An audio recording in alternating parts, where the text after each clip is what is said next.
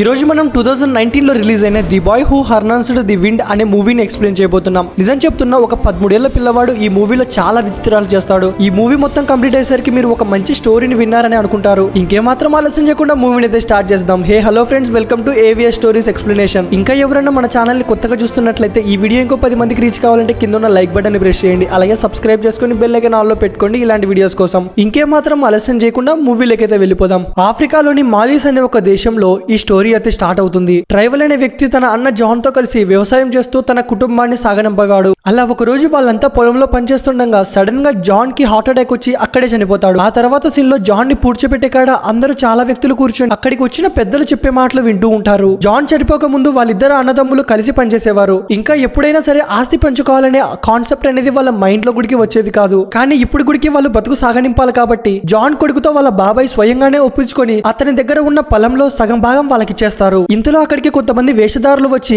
అక్కడ చనిపోయిన అతని దగ్గర డాన్స్ వేస్తూ ఉంటారు. ఇంకా అక్కడున్న వాళ్ళంతా ఇది చాలా దీర్ఘంగా చూస్తూ ఉంటారు. అంతేకాకుండా వీళ్ళని ఏమని భావిస్తారంటే చనిపోయిన వాళ్ళల్లో ఒకరు ఇందులో ఉన్నారు. అంతేకాకుండా ఒకవేళ జాన్ అక్కడ ఉంటే వాళ్ళందరికీ చాలా శుభం కలుగుతుందని అక్కడున్న వాళ్ళంతా నమ్మకం. అప్పటి వరకు ట్రైవల్ లవ్ మ్యారేజ్ చేసుకుని తన భార్యతో చాలా హ్యాపీగా ఉండేవాడు. కానీ ఇప్పుడు రోజులైతే మారాయి. వాళ్ళ కాలంలో పొలాలు పండించి ఎలాగోలా జీవనం సాగించారు. కానీ ఇప్పుడు పుట్టే పిల్లలకు ఖచ్చితంగా చదువు కావాలని చెప్పి వాళ్ళిద్దరు కూతురు ఇంకా కొడుకుని చదివిస్తూ ఉంటారు. అండ్ అంతేకాకుండా వీళ్ళుండే దేశం అనేది చాలా కరువులో ఉంటుంది. చెప్పినట్టుగానే వాళ్ళిద్దరిలో ఒక కూతుర్ని మాత్రం చాలా బాగా చదివించారు. ఇంకా ఆమె డిగ్రీని చాలా మంచి గ్రేడ్లతో కంప్లీట్ చేసి ఒక యూనివర్సిటీలో ఎంట్రన్స్ ఎగ్జామ్ రాసి ఇటువైపు ఇంటి దగ్గర అమ్మకు సహాయం చేస్తూ యూనివర్సిటీలో ఉన్న సీట్ గురించి ఆలోచిస్తూ ఉంటుంది. అండ్ అతని రెండో కొడుకు వచ్చేసరికి సింబా.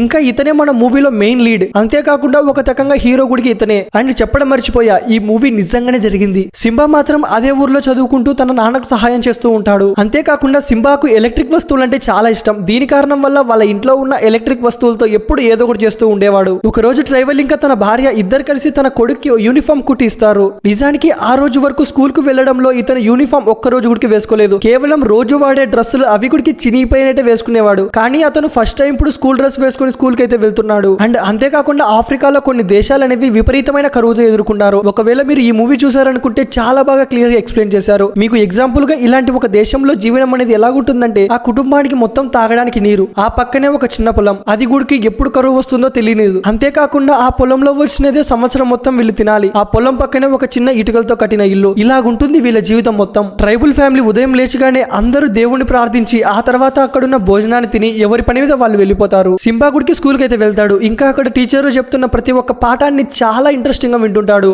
ఇంకా ఈ ఊర్లో వాళ్ళందరినీ పాలించడానికి ఒక నాయకుడిని ఎన్నుకున్నారు. అతన్ని ఈ మూవీలో చీఫ్ అని పిలుస్తారు. ట్రైబల్ ఇంకా చీఫ్ ఇద్దరు చాలా క్లోజ్ ఫ్రెండ్స్. దీని కారణం వల్లనే చీఫ్ చెప్పిన ప్రతి ఒక్క మాటని ఎదురు చెప్పకుండా ట్రైబల్ ఫాలో అవుతూ ఉంటాడు. వీళ్ళిద్దరు లాగానే తన ఇద్దరు కొడుకులు గుడికి సింబా ఇంకా చీఫ్ వాళ్ళ కొడుకు ఇద్దరు చాలా మంచి ఫ్రెండ్స్. స్కూల్ అవ్వగానే వీళ్ళిద్దరు కలిసి ఊరి బయట ఉన్న జంకియార్డ్ లో వాళ్ళకు కావాల్సిన సైన్స్ ప్రాజెక్ట్ కు డంపియార్డ్ లాగా ఉన్న ప్రదేశంలో వెతుకుతూ ఉంటారు. అలా వెతుకుతున్న క్రమంలో సడన్ గా సింబాకు ఒక కార్ బ్యాటరీ అయితే దొరుకుతుంది. ఆ తర్వాత సీన్ లో మనకు కొంతమంది పొగాకు వ్యాపారస్తులు ఆ ఊరిలో ఉన్న సర్పంచ్ అదే చీఫ్ తో మాట్లాడుతుంటారు. ఇంకా అక్కడ చాలా మందికి సొంతంగా పొలాలు ఉన్న వాళ్ళు గుడికి ఉంటారు. ఆ దేశంలో ఉండే పొగాకు వ్యాపారం మొత్తం సౌత్ లేకి మారిపోయింది. అందుకే పొగాకుని డ్రై చేసుకోవడానికి మీ పొలంలో ఉన్న వేస్ట్ గా చెట్లని మాకు అమ్మేసేయండి అని పొగాకు ఎస్టేట్ వాళ్ళు అడుగుతూ ఉంటారు. చీఫ్ మాత్రం ఒకవేళ మా పొలాలను అమ్మితే ఈ సంవత్సరం వర్షం పడే అవకాశం చాలా ఎక్కువగా ఉందని చెప్తున్నారు. అండ్ ఒకవేళ మా పొగాలను అమ్మితే పై దేశం నుంచి వచ్చే వాటర్ అనేవి విపరీతంగా మా దగ్గర స్టోర్ అయిపోతాయి. దీనికి అమ్మడానికి మేము అంతగా ఒప్పించుకోలేమని చెప్పి సరే అయినా సరే మా ప్రజలు ఎలా చెప్తారో మేము అలానే వింటామని ప్రజలకు వదిలేస్తాడు. కానీ ట్రైవల్ అన్న కొడుకు మాత్రం ఈ జనాల్లో బ్రతకడం నా వల్ల కాదు, మీరు ఎలాగైనా ఇక్కడ చావండి. మా నాన్న కరువులో ఇక్కడే చచ్చాడు, మా తాతగారు ఇక్కడే చచ్చారు, నేను గుడికి చావాలనుకోవట్లేదని చెప్పి అతని పొలంలో ఉన్న చెట్లు మొత్తాన్ని అమ్మేస్తాడు. అక్కడున్న వాళ్ళు అతని మాట వినగానే చాలా మంది వాళ్ళ పొలాల్లో ఉన్న చెట్లని అమ్మేస్తారు. ఆ తర్వాత సీన్ లో మనకు ఆ కంపెనీ వాళ్ళు ఆ చెట్లని కొట్టేసుకుంటూ వెళ్ళడం చూపిస్తారు. అండ్ చెప్పినట్టుగానే అక్కడ భారీ వర్షాలు అయితే పడిపోతాయి. అండ్ మనకు ఆ తర్వాత ఇంకొక సీన్ లో అక్కడే చదువుకుంటూ కొంతమంది విద్యార్థులు హాస్టల్లో ఉండడం చూపిస్తారు.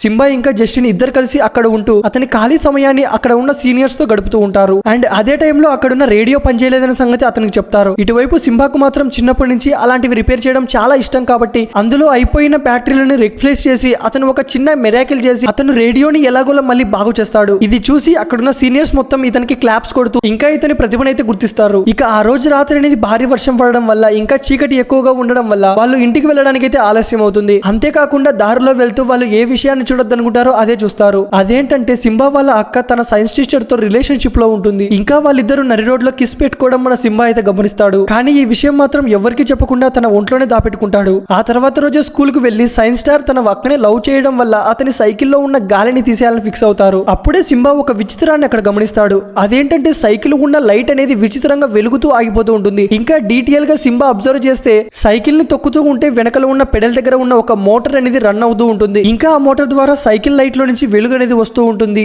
ఈ కరెంట్ సబ్జెక్ట్ ని ఎలాగైనా నేర్చుకోవాలని చెప్పి క్లాస్ రూమ్ లోకి వెళ్తే అప్పుడే ప్రిన్సిపల్ అక్కడికి వస్తాడు. ఇంకా మీరు చాలా నెలల నుంచి స్కూల్ ఫీజు అనేది డిలే పెట్టారు, ఇక మేము ఆగమని చెప్పి వాళ్ళందరూ ఆ స్కూల్లో నుంచి వెళ్ళకొట్టేస్తారు. ఆ రోజు రాత్రి సింబా ఫీజు గురించి మాట్లాడడానికి వాళ్ళ అమ్మా నాన్న దగ్గరికి వెళ్తుంటే సడన్ గా లోపల వినిపిస్తున్న మాటలకి షాక్ అయి అక్కడ జరుగుతున్నది మొత్తం వింటాడు. ఇంకా వాళ్ళ అమ్మా నాన్న ఇలా మాట్లాడుకుంటుంటారు, నా దగ్గర ఉన్నది ఈ కొంచెం డబ్బే, ఇది మన సింబా స్కూల్ ఫీజు కట్టాలా లేదా సంవత్సరం మొత్తం మనకు తిన్నికి ఇదే ఉండాలా, నువ్వే చెప్పు.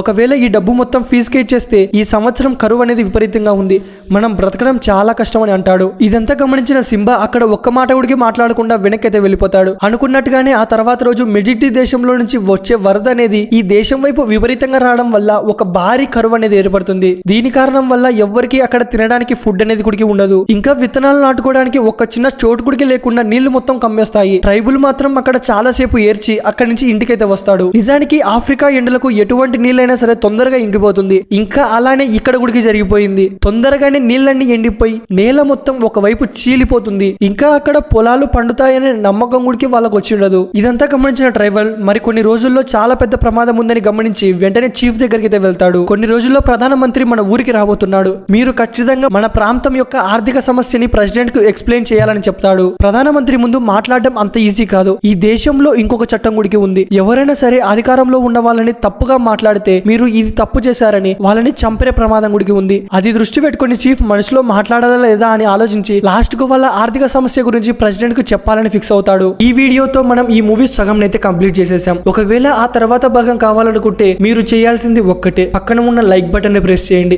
చాలా మందికి రీచ్ కానికి. అలాగే కామెంట్ లో పార్ట్ 2 అని టైప్ చేయండి అండ్ సబ్స్క్రైబ్ చేసుకుని బెల్ ఐకాన్ ఆన్ లో పెట్టుకోండి, ఎందుకంటే పార్ట్ 2 నోటిఫికేషన్ మీ ఫోన్ లోకి రావాలా కాబట్టి. అలాగే ఈ వీడియో మీకు చాలా బాగా నచ్చినట్టయితే కింద ఉన్న హైప్ బటన్ ని ప్రెస్ చేయండి. మన వీడియో అనేది ఇంకొక 10 మందికి రీచ్ అవుతుంది. మీరు లైక్ అండ్ సబ్స్క్రైబ్ చేసి కామెంట్ లో పార్ట్ 2 పెడతారని అనుకుంటున్నాను. తొందరలోనే పార్ట్ 2 మూవీతో అయితే కలుద్దాం.